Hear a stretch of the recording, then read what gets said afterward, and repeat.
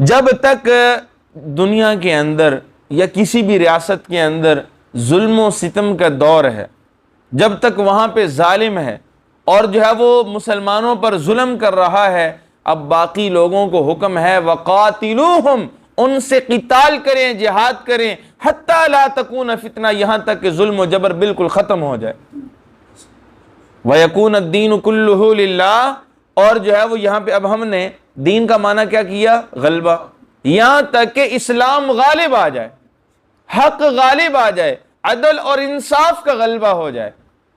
بھئی بات سمجھے نہیں سمجھے ہیں؟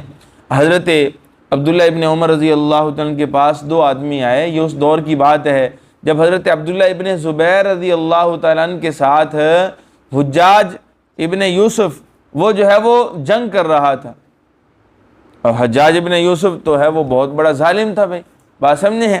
تو معزز سامعین، اب دو آدمی حضرت عبداللہ ابن عمر رضی اللہ عنہ کے پاس آئے اور انہوں نے آ کے کہا کہ آپ جو ہے وہ نہ حجاج ابن یوسف کا ساتھ دے رہے ہیں، نہ عبداللہ ابن زبیر کا ساتھ دے رہے ہیں، اور حالانکہ آپ ایک ایسے باپ کے بیٹے ہیں جو کہ ظلم کو برداشت نہیں کرتے تھے، جو کہ جبر کو برداشت نہیں کر سکتے تھے، تشدد کو برداشت نہیں کر سکتے تھے، کفر و شرک کو جو ہے وہ برداشت نہیں کر سکتے تھے۔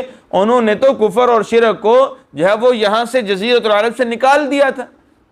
بات سمجھیں؟ جیسا کہ پہلی تفسیر کے ذیل میں نے آپ کے سامنے عرض کیا، عبداللہ ابن، اور پھر انہوں نے یہی آیت مبارکہ سنائی وَقَاتِلُوهُمْ حَتَّى لَا تَكُونَ فِتْنَةٌ، کہ تم ان سے جہاد کرو یہاں تک کہ جو ہے وہ کفر و شرک بالکل ختم ہو جائے، ظلم ختم ہو جائے۔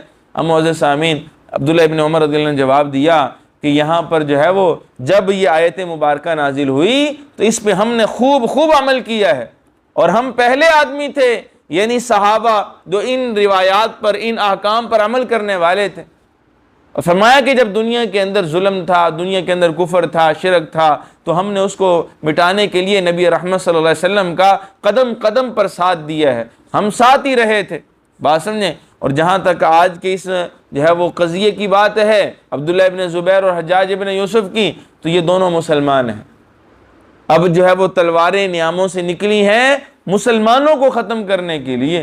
اب جو ہے وہ رسول اللہ نے فرمایا کہ جب ایسے حالات آ جائے کہ مسلمان کو کاٹنے لگ جائے، مسلمان کا دشمن ہو جائے، اور تلوار مسلمان کے خلاف جو ہے وہ نکل آئے، تو حضور نے اس دور کے بارے میں پھر فرمایا کہ اب یہاں پر وہ بیٹھنے والے سے لیٹنے والا بہتر ہے، بیٹھنے والے سے لیٹنے والا بہتر ہے۔ یعنی اب ایسے جو ہے وہ دور میں جب دونوں طرف جو ہے مسلمان ہیں، مارنے والا بھی مسلمان، مرنے والا بھی مسلمان، قاتل بھی مسلمان، مقتول بھی مسلمان، مرنے والا بھی جو ہے وہ لا الہ الا اللہ کہہ رہا ہے، مارنے والا بھی اللہ اکبر کی صدا بلند کر کے جو ہے وہ حملہ کر رہا ہے۔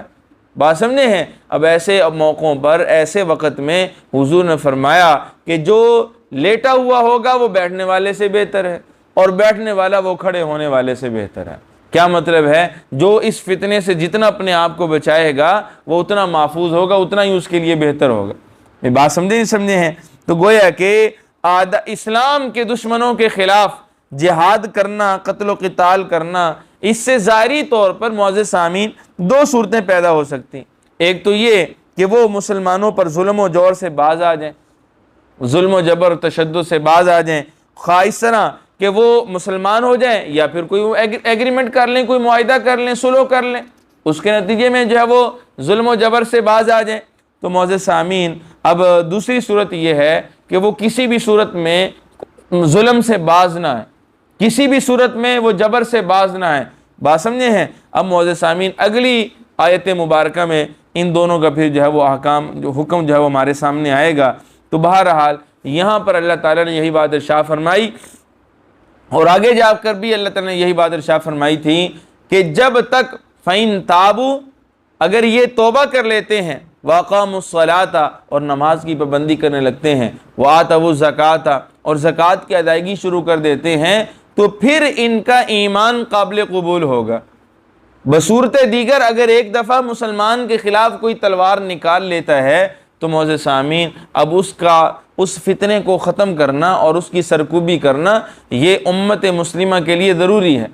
بات سمجھے ہیں؟ اور یہ خوارج کے فتنے یہ ہر دور میں رہے ہیں، تو مسلمان ریاست کو مضبوط کرنے کا حکم ہے، بات سمجھے ہیں، اور ریاست کے خلاف جو ہے وہ اسلحہ اٹھانا اور ریاست کے خلاف جو ہے وہ مسلح کارروائیاں، یہ کسی بھی طور پہ کسی بھی دور میں یہ جائز نہیں رہا۔